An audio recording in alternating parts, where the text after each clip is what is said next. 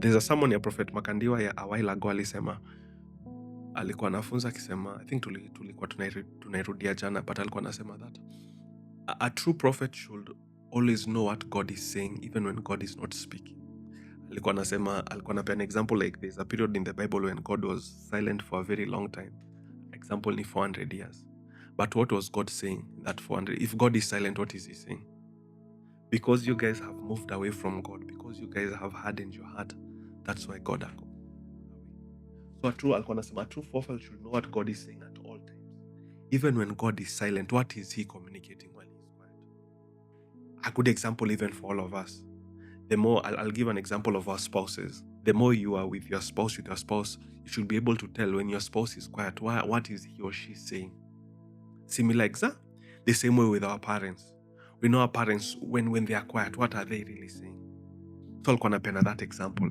In the same example I'm giving to you now, guys, I'm sharing that just to help us appreciate what I'm sharing. What God alituambia last time. He always has a way out for his own. Any kireminis, the elections are US. You know what I perceived hii weekend too about who might win. Tasizitaka kusema ashindwe tena. Just joking. Right? But for me, I felt like Kamala Harris might really take this one. And to me, that's personally, I feel, it's like darkness. Nikiona Kamala, you just feel like, my friend. It's like it's like a blanket of darkness ndio itakuwa imecover US. But what is God even saying in that? He has a way out for his own people. Always has a way out for his own people. Always has a way out for his people. And I know I really want Trump to win personally. I really want Trump to win. But personally, weekend I felt, Kamala is really taking it. I don't watch his own news. I think this is the first time sijafuatilia news ya US in a very long time. I've not even fuatilia news. I think tulikuwa confused kuna news zetu za Kenya, right? So I've not even fuatilia. I think the elections is this week. God has a way out for his people. I will still pray for Trump to win. However, I felt that lady is taking it. Rarakraka papahaka kahaka. Hula halem papahaka kahala kararampra. Hukakahaka kahaka kahala kararampra. Hukakahaka kahaka kahaka. Hula halem papahaka. So between now and then, please pray for Trump to win. Please pray for Trump to win. Why Trump, in my opinion? I've always felt like Trump will get the job done. The job done? You need someone who will get that job done. Job done? Job done. I'll give you an example of one instance that happened when Trump was president. Hii tulifunzwa hata shule. When Trump was president, one thing he did was he opened up reserves of oil as US. First of all, he didn't believe in this nonsense, climate change. Hiyo time ilikuwa inaitwa global warming. Wanasema global warming, climate change is a hoax. So you'll notice during Trump's time, there were no policies. This is the climate change, which is a serious hoax. We all have been to school and we all know how plants produce. We produce, I think, carbon dioxide. Plants consume carbon dioxide so that we release oxygen. And it's a beautiful ecosystem. Since the creation of the world, there has never been a destruction with that beautiful ecosystem. And people have been many kwa hii dunia. Just that maybe kitambo hakuwa na sensors as such. People have still been there have always been a lot of people kwa dunia. We are coming from an era where our forefathers were having like 10, 5, 6 children, 11, 12 children. To now when people are having just 2, 3. But we are really coming from an era where our forefathers, our grandparents used to have 3, 18, 20. So season no era, right? Like season no era. So people have really been a lot. So unasikia such jokes like hupia ng'ombe ama ng'ombe ikishuta ama if a ng'ombe farts, it's producing carbon dioxide. Jika wanaita carbon dioxide ama carbon what? That is destroying the ozone layer ama the gases. Pure hoax. The basic science tulifunzwa is that we produce carbon dioxide, plants produce oxygen. Plants consume our carbon dioxide as we consume the oxygen to plants. It's a beautiful ecosystem. You'll notice ukiwaenda kwa nyumba ya someone who's a smoker, a smoker, they always have plants in the house. Plants. Ndo akismoke hiyo vitu anatoa, at least kuna plant ita consume na imtolee oxygen yake. Right? You'll always notice such habits. Right? You notice even some house in their washrooms, they might not be smokers, but they have plants which it's a beautiful ecosystem. Say there's something imekuja that is in the name of carbon credit. What's the carbon credit? I didn't even used to understand it vizuri. But na mtu ndo aliniexplain here. Them who produce clean air deserve to be paid. Those who produce clean air deserve to be paid by those who are producing the bad air. Now that's what it means, carbon credit. A good example. Let's say I have a company in Tokyo, Japan, that's producing asbestos. I'ma produce maybe ata oil. We know that maybe in my production of oil, I'm producing maybe carbon dioxide worth at I don't know how wanapima hizo air. But I produce maybe a lot of carbon dioxide into the air because I'm producing an oil. Since I'm considered a polluter of the environment, how do I curb that? I decide to lease land, maybe Uganda, ama Somalia. Niseme, for the next 10 years, since I'm producing this amount of carbon dioxide into the air, I will take like maybe 10,000 acres in Uganda ama Somalia and plant as many trees as possible. So that what I'm producing as CO2 is being counter what? With hizo plants nimepanda oxygen. That's when unasikia forest cover. The funny thing about that is, let's say we are two neighbors. Neighbors. I have 1,000 acres and my neighbor has 1,000 acres. My neighbor decides, my neighbor who's maybe is an industry, maybe he produces steel or everything. In his 1,000 acres, he's producing steel. He convinces me as Arnold, since in my 1,000 acres, I use 500 acres in the 1,000 acres to produce steel. Can I lease 500 acres of your 1,000 acres, Arnold? In your own shamba, I'll plant for you trees. While I export steel, I make more money from my export in my industry. Wengangana na miti. Who's making more money from the other? Or the one with steel? Sawa. That's why you hear carbon credit is to them who are claiming carbon credit is a hoax. The whole climate change and everything is a hoax. It's pure hoax. While others have industries that are moving and they are producing things that are consumed in the world, all you are producing is oxygen. How much will you be paid? Even if you're being paid for oxygen, how much will you be paid for producing oxygen as compared to someone who's producing gold, who's producing asbestos, who's producing steel, who's producing all this copper? Will you be paying the same? Na wakikucheza, after the next 6 years waseme, everyone with their hula baloo carbon credits. I am selling to you oxygen. At maybe 1 gram of oxygen, maybe I'm selling, I'm using kgs, I don't know how wanapima hewa. Maybe 1 kg of oxygen, I sell you at 5 bob. You sell me gold. 1 kg of gold is maybe how much? Maybe 1 million, I'm 10 million. I sell you oxygen, you sell me gold. Who's who? Who's stupid? So a lot of tulianzia story ya Trump, sana nika explain hii carbon, so that you understand at times when you are living in a world that when I tell you that's a hoax. Nyi mnabaki mkiproduce vitu hazi make sense. Am I teaching you right ama ni stick to kwa Bible? Nyi mnabaki mnaproduce vitu hazi make sense. You are planting coffee in Kenya. Then you are exporting coffee to be processed outside the country. Those coffee beans and seeds, ndo mrudi muimport. at a way expensive price. Yet you can be planting coffee in Kenya and producing kila kitu. All you export is that grain. Wacha wao basi wa buy the final product. Sijui anaita coffee what, mi hata sijui hizo vitu sana. Notice that game. Someone anazoliza, all this does not matter. Who cares? Who cares? We're not wrestling against flesh and blood. We're not fighting for things of this world, so who cares? Oh, who cares? Acha nikusomea verse moja hapa. Maybe 1 Thessalonians 4:9. One of the verses we'll be learning today. But of course, nishaanza, so we'll still continue. Of course, 1 Thessalonians speaks about so many things, but if verse 4 makes sense, 4 to 12, about brotherly love, you don't need me to write to you because you yourselves are taught by God to love one another.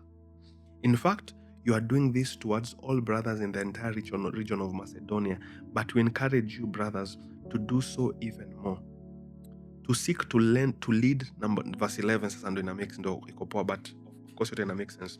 I encourage you to do, brothers, to do even more. Number 1, to seek to lead a quiet life, mind your own business, and work with your hands as we commend you, so that you may walk properly in the presence of outsiders and don't be dependent on anyone. I seek to lead, number 1, a quiet life. Number 2, mind your own business. Don't be someone who's involved in other people's businesses. Lead a quiet life, mind your own business. Work with your own hands as we commanded you, meaning Paul was commanding believers to work with their own hands. Put your hands to work, find something to do as we command you, so that you may walk properly in the presence of outsiders and not be dependent on anyone, meaning don't be beggars. That's why I'm teaching you this to understand. If you'll always be a beggar kwa hiyo story yote ya climate change ama climate what, you'll end up being a beggar. Ana nauliza how? You're producing oxygen, someone else is producing gold, and you need that gold, right? All you're producing is oxygen. If all we will do as a country is produce oxygen, how stupid are we? Sibongi mbaya. Alafu nakuta the standards of our products zimesetiwa so high. Standards ati avocado inaexportiwa iko na standard ingine so high mpaka all of us cannot just awizi amka tu sema una export avocado. You are given special seeds to plant kama ni avocado. But bottom line of what I'm saying is this: work with your own hands so that you don't be dependent on anyone. When you're a beggar, it's like being a beggar in a quenchata testimony yako about Jesus. True or false? Being a beggar makes it even hard for you to preach Jesus. Being a beggar makes it even hard for you to just tell people about this God who's here with you. I commend you, work with your own hands, that you don't depend on anyone on anything. So if God commends you to be productive, to have your own money, to grow financially, yet the world teaches you something different. If you are productive, if you have so much, you are worldly. Notice that paradox. We will not live in caves. We will not live on trees. We will not be dressing on trees. All we can do is gawa hizi mashamba zote zikuwe productive, watu wapande mamiti kwa macompound zao. So they just live in a small space. Still they'll have enough rain. It's like hii ecosystem yetu ya huku Ngong, Kajiado. Ukiangalia Ngong ama Kajiado from a map perspective, ama from a juu, ama from linear perspective, you might think there are no houses.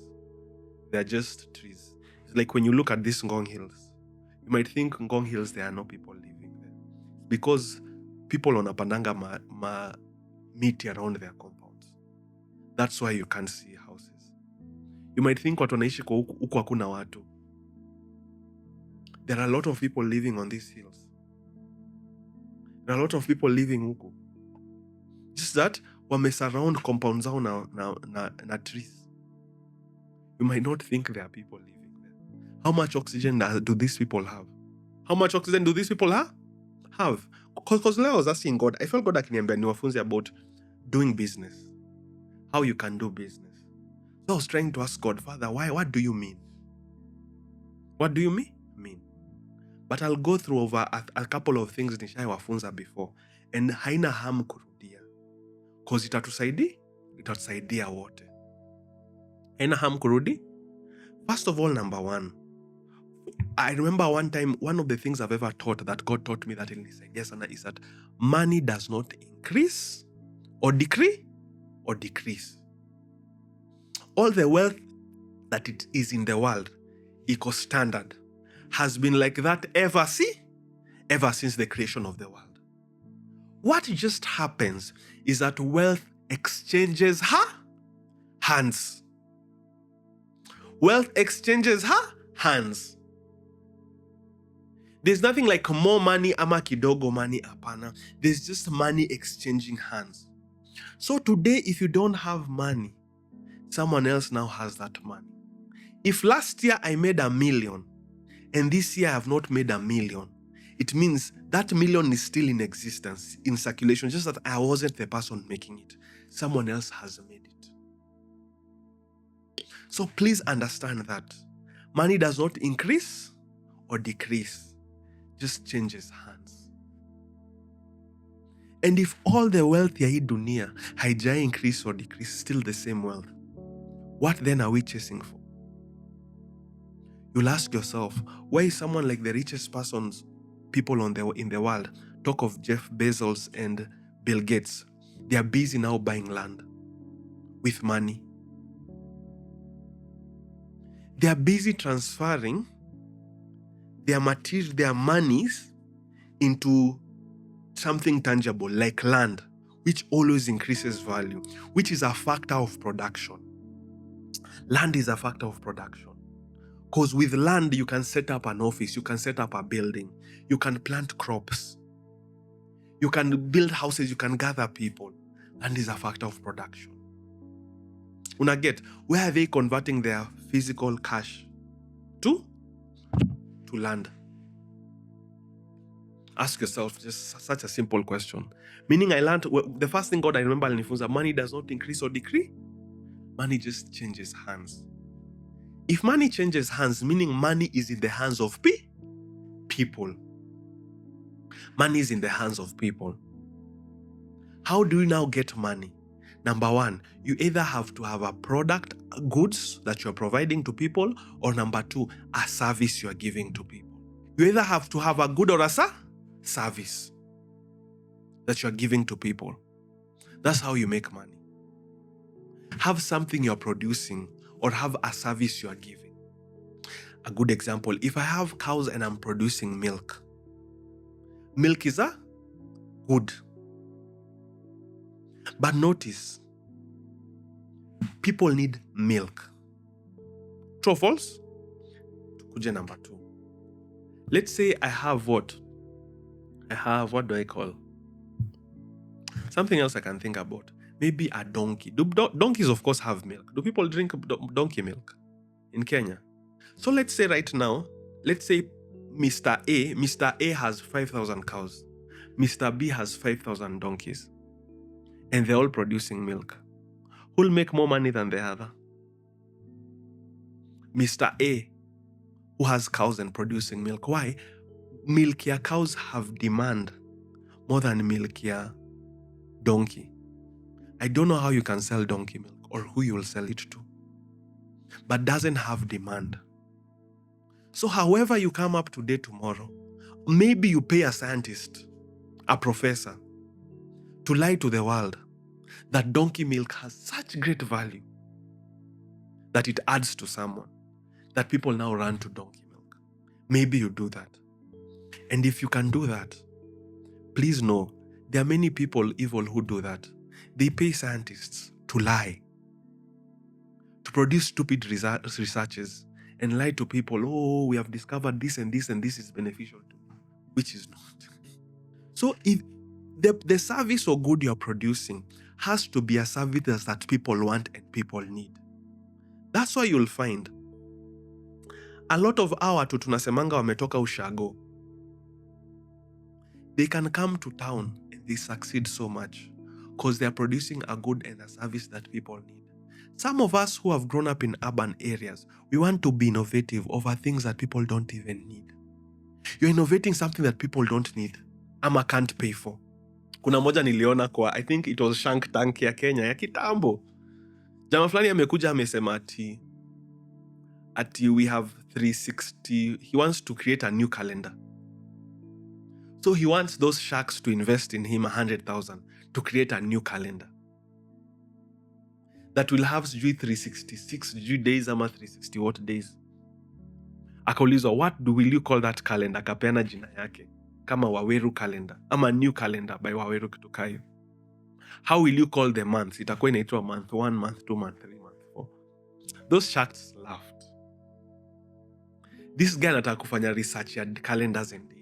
Ajue why do we have why do we have three, why do you have only one leap year yenye kuna 366 days, yet kuna other years when kuna 360 something days. So he wants to fill your gap, hiyo siku iko wapi. He wants to investigate hiyo siku iko wapi. So he wants these guys to innovate, to invest in him. No one invested in this guy. Though what he's saying is kind of makes sense and seems innovative. Who needs a new calendar? Your story, I look for it. Nilionanga nilicheka. It was just funny. Who needs a new calendar right now? Who needs a new timing system? So you have to produce a good and service that people need. That's why some of the greatest entrepreneurs are people who know how to copy and paste. Find what works and how it works and give people the same thing. You can decide to do it faster now. Before there was Posta Kenya. Posta Kenya, my mom tells me kitambo alikuwa na maringo sana. Posta Kenya. Squeezy Posta begs you for kuja nikupatie post office. Nowadays, people don't necessarily need the post office. You can live without a post office. Emails are way better at communicating than any poster. Online, the digital space have solved the issue of communication. They are giving us the same product at a maybe faster and cheaper rate. Alafu wana to connect globally. Kitambo, you used posters to send. If now we wouldn't be communicating with Joyce like this, we will be writing letters to her. We will be paying kama ni 150. Right now, if they don't want to send you a letter, we have email, we have all these ways of communication. Meaning, this international network has solved a problem that we need. Of course, it's an innovation, but giving us what we actually need. That's why some of the people who are succeeding huku nje, they're just doing copy and pasting. They're not trying to reinvent the wheel, to create something new. There are some foreigners who have come to Kenya and they are doing so well.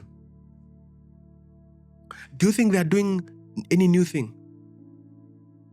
They might be even they might even ukiangalia academics zao in their own countries, they might be the fullest, ama speaker kuna word fullest. They might be the most unlearned in their own countries, but when they come to our country, they seem as the most learned and intellectual. These guys are not coming in our countries with new innovations. They're just coming to sell us what we really need. That's working in other places. They're copy-pasting it hapa. Going to China, buying a few things, coming with them models on a replicator, and akwambia, this is how we are doing this. And these guys will make money. Am I teaching good, or am I confusing? Just simple. You're copy-pasting the same thing that works. So that's how you can start a business. You have to be having a product or a service that people need. And they are willing to buy it at that and find out how much will are these people willing to pay. And give it to them at how much they are willing to pay. Either a product or a service. Paul hapa anaambia these believers, work with your hands as we commanded you. Paul never told them, pray to get money. Fast to get money. Paul anawaambia, put your hands to work. Paul akwambia, wait for a miracle so that you don't depend on people. Put your hands to work. Miracles are good. God does great things. But you remember, the righteous don't live by miracles. The righteous live by faith. The righteous live by putting the word of God to work. People who are right with God don't live by miracles. They live by putting the word of God to work. You can pray today, someone blesses you with 10,000. To you, that's a miracle. So where you decide something else, hit 10,000. Since it's a miracle,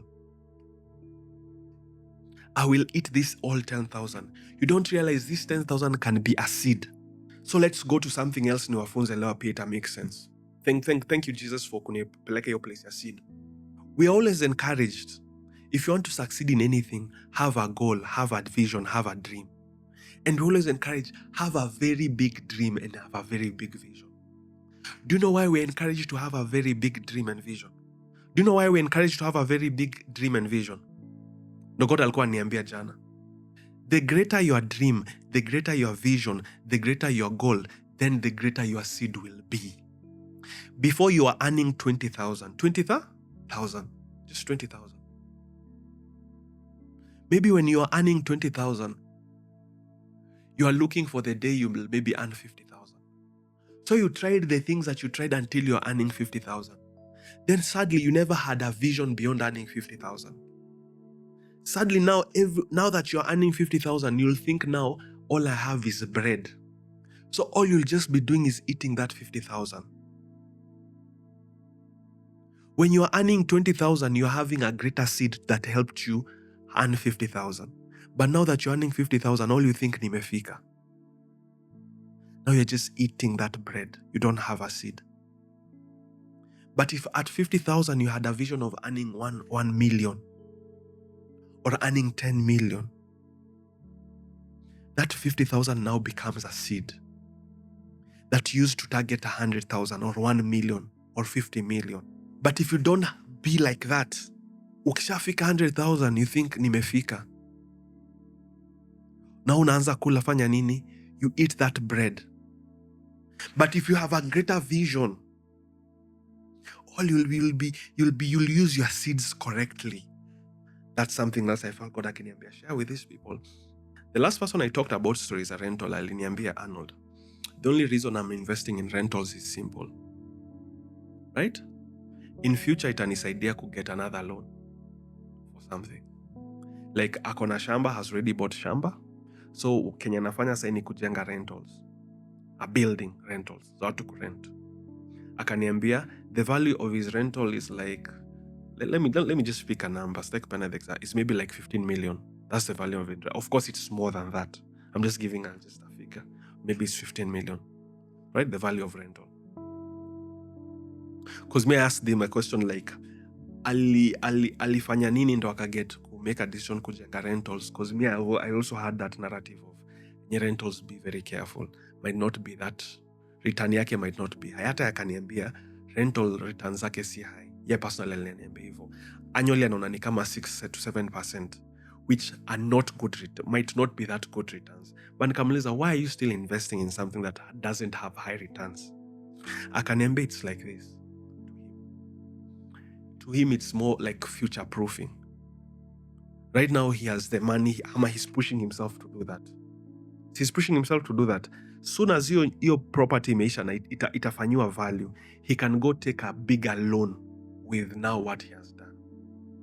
Assuming maybe he's building for less, he's spending maybe 20 million kujenga, that the value after maybe a jenge will be maybe 80 million.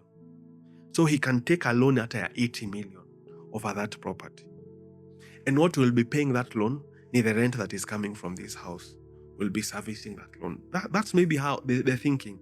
And it's like, eventually, that loan, he'll have an extra, he'll have money ya kufanya kitu anataka kufanya. That's his perspective. Right? Atakuwa na pesa kufanya kitu anafanya, and eventually that property can still hand it over to his children and his children's children. So that is his own take. I'm still doing investigations at rental. Right?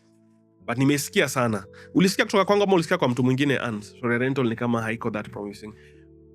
Not me, mtu mwingine. Me remember jamaa fulani tulikuwa tunaishi kwa nyumba yake. And he has rentals. That guy nye alikuwa anakaa is struggling. and he was our landlord. So I'm just wondering, is he genuinely struggling? Na nikaambiwa na one of his guys, jamaa saa yako kwa shida, ameauctioniwa mbaya sana. He's lost a lot of his lorries and everything. One of the greatest mistakes that you can ever do when you are doing investing, investing, ni ile parable yenye Jesus alisema of the foolish rich man, who all he did is gather, then one day akafunga hands akasema, sasa nataka kula kenye nimegather. And God akasema, the next day God was calling for his life, meaning he was to die the next day. So what was the essence? Are you getting where I'm coming from? So here like this. One of the greatest mistakes in people doing investing is thinking that I'm investing so that I can fold my hands and just eat. Can also be a big mistake. I met one guy who had invested in hotel business, in a restaurant. Restaurants are not profitable businesses. I guarantee you, restaurants are not profitable. You have to understand what you're doing in a restaurant so that you can make a lot of money in a restaurant. You just have to be knowing what you're selling. But tukamuliza, why is he investing in that business? Yet restaurants imeauctioniwa. Since 2020, the number of restaurants inaauctioniwanga on a daily basis. Mi mwenye at times nafuatanga vitu za auctions.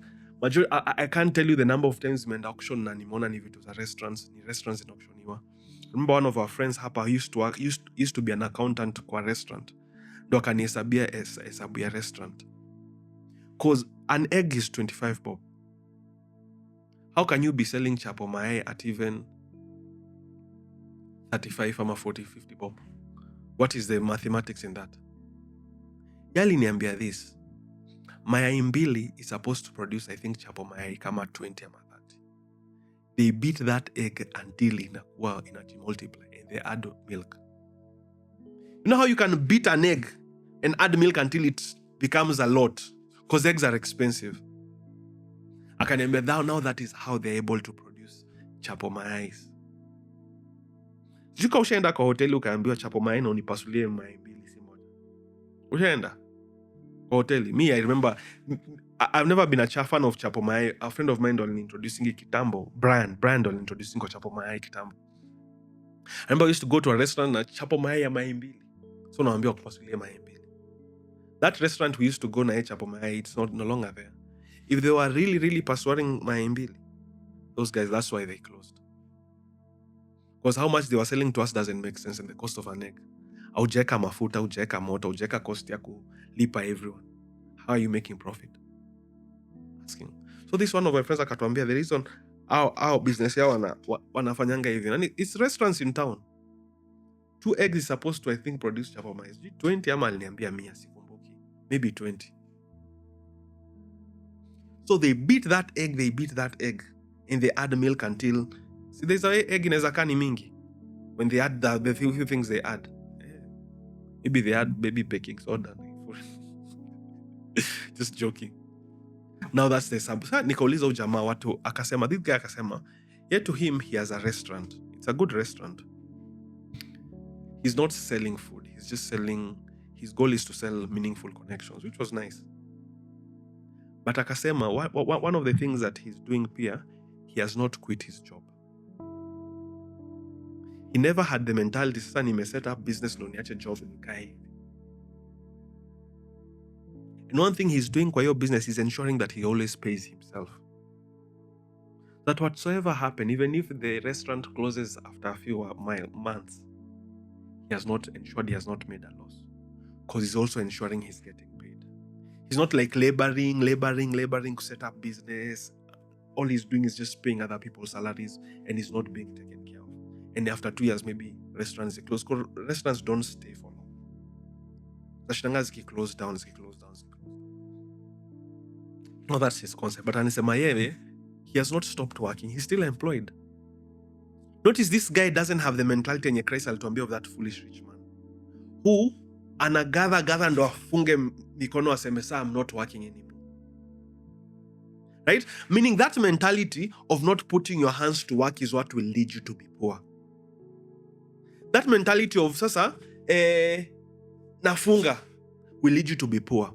I know of someone, I'll give this example here, Joyce, because she's in the diaspora. I know of someone. He goes to Dubai, works, invests hapa na anakuja. Right? But the last time I saw him, even someone close aliniambia, this guy is not doing well. Why is he not doing well? He's not putting his hands to work. Yes, amejenga. Rent and I receive rent kidogo, but is that rent enough? Umejenga nyumba. Maybe I don't know how much money he spent on building, but building is not cheap. You've worked so hard, Dubai, umejenga nyumba ya maybe 2-3 million. And the only rent you can receive is 30,000 or 40,000. Let's face it. Is 30,000 enough to sustain you with your wife? And you are living somewhere else. Maybe you're renting somewhere else. And you have nothing to do. If it will be an extra income of 30,000, while he still has something, he's putting his hands to work, then ako sawa. But I may work so much outside the country, build a house, alafu, and I'll build bungalow. I'll build a, at 30, 40, you have a wife, you have a child. You need to sustain your family. Hasa wewe umekaa tu ungoje rent. Utakuwa a nuisance landlord. Kila time unafikirianga venye utaongezea tenant pesa. Because you're idle. So that mentality of when will I ever fold my hands and sit and just is what will make us poor. Remember the writer of Proverbs and a little sleep, a little slumber, a little folding of your hands, then poverty will come to you like a pauper. Used to be told that in school, but I think we need that outside here a lot. Why are we sleeping? Why are we folding our hands? So having that mentality of when will I sleep, when will I rest, will make you poor. However, hata leo useme ati I want to invest, ni set up kitu hapa alafu one day nikae tu. My friend, that's the day you're becoming poor. Coming to think of it, yeah, it's good to think of it like evil. Because a majority of people have a mentality of when will I just rest and sit and sleep and right up, work with your own hands. Work with your own hands. I think so long as hii dunia iishi, I don't think we should ever have the mentality, when will I just sleep? When will I just fold my hands? First of all, reminiscing na ile parable ya Yesu. Ebu nitafutie parable. I think the parable of the I felt God akiniambia, teach this Leo. I think it's a good reminder. So this guy, remember, alisema yeye akona biashara ame set up Kenya. He's usually not in Kenya a lot. He's usually in Kenya like twice a week because he works in another country. But anawakingi in that country maybe I think 2 days or 3 days, then he still comes work in this country. But alisema, but he has not quit his job. At times when his business is down, he can still boost that business with his own income. Na aiba balance. When the normal curve of a business kicks in, when there is low months and because at times kuna low months, at times kuna high months. When it's low, he can still chip in from his own employment cash to boost his business. Oh, the parable of the rich fool. Luke 12:13-21. And some Luke 12:13-21. That's interesting.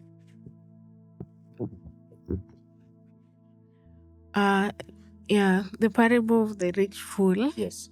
Someone from the crowd said to him, "Teacher, tell my brother to divide the inheritance with me." "Friend," he said to him, "who appointed me a judge or arbitrator over you?" He then told them, "Watch out and be on guard against all greed, because one's life is not in the abundance of his possessions." Watch out and be on guard against all greed. Yes. Because one's life is not in the abundance of his possessions. Then he told them a parable. A rich man's land was very productive. He thought to himself, "What should I do? Since I don't have anywhere to store my crops, I will do this." He said, "I will tear down my barns and build bigger ones and store all my grains and my goods there. Then I'll say to myself, you have many goods stored up for many years. Take it easy, eat, drink, and enjoy yourself." But God said to him, "You fool, this very night your life is demanded of you, and the things you have prepared, Whose will they be?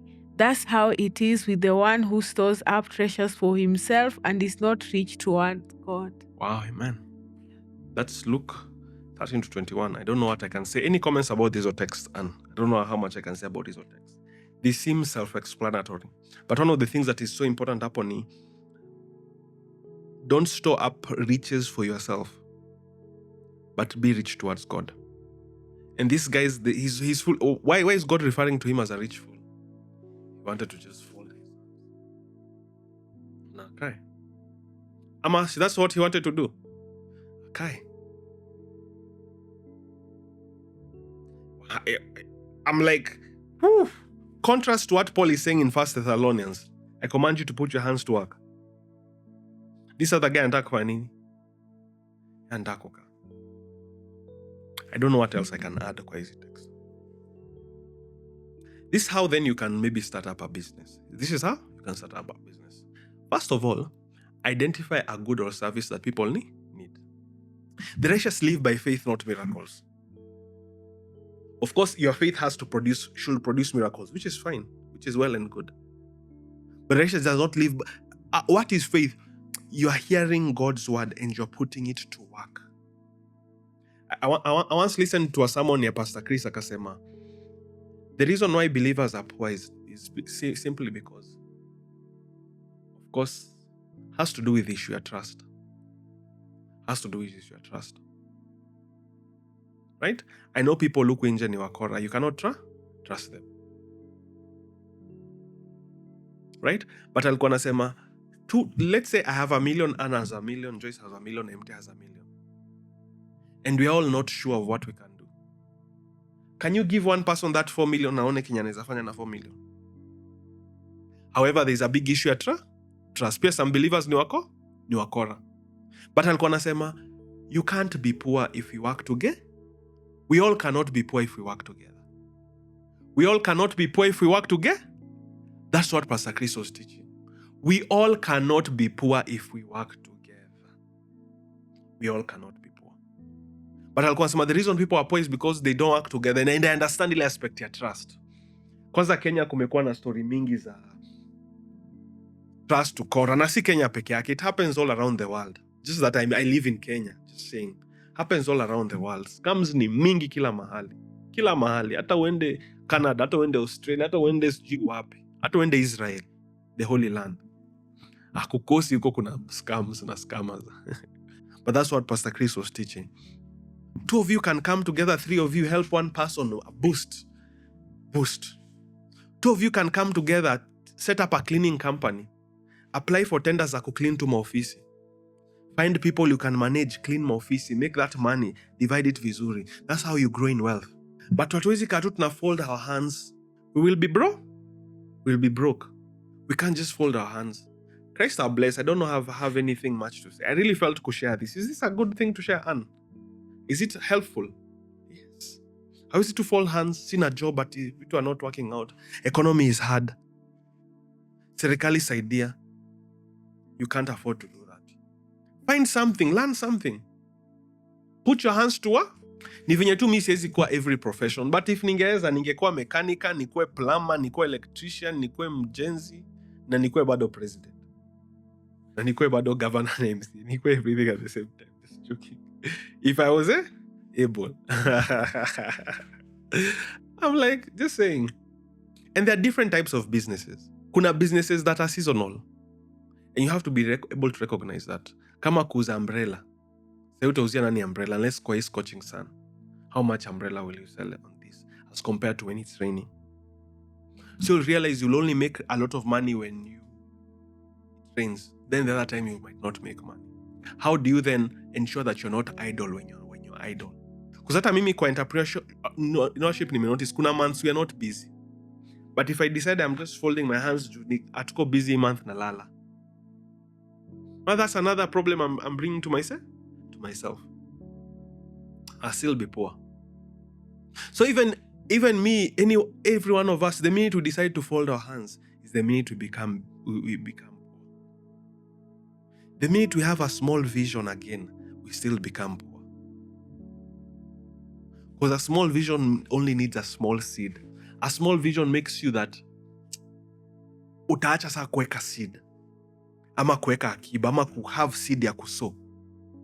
All you'll be doing is just eating because unafeel ushafika. Who would have thought that media houses sai ati Lynn Ngugi anapeleka NTV competition? Switch TV ilifunga but Lynn Ngugi hajafunga. Si akina Abel Mutua Njugush, you'll find they are wealthier than hata homa directors watu wa Citizen wenye walikuwa na pesa za casting. You'll realize one thing na ase. Never folded their hands. Mmemsikia juzi asijua ameinvest kwa Super Metro matatu. Niambie. That's one revenue stream on the side bringing in money. Hajaacha comedy atijua me. Na pia ameandika kitabu by the way. Remember iswa kitabu ameandika. Na umesikia akisema saa amelala, ameacha comedy. Pana? Because pia one of the things I think we shall have to be realized, as much as we are working for ourselves, we are also working for others. As much as we are working for ourselves, we are also working for others. That's why we can't afford to fold our hands. Us guys, we are parents. We're also working for our children. We still have our families also worked for their benefit. We still have to work for the brotherhood, the fellowship of Christians. Are these important things to learn and to remind ourselves? Yes. Especially you, don't fold your hands. Don't have a small vision. Don't have a small vision or a small goal. Christ our blessed. Not anything else. Is this encouraging to learn? Hey, it's good to learn. Christ our blessed. Right? Amen.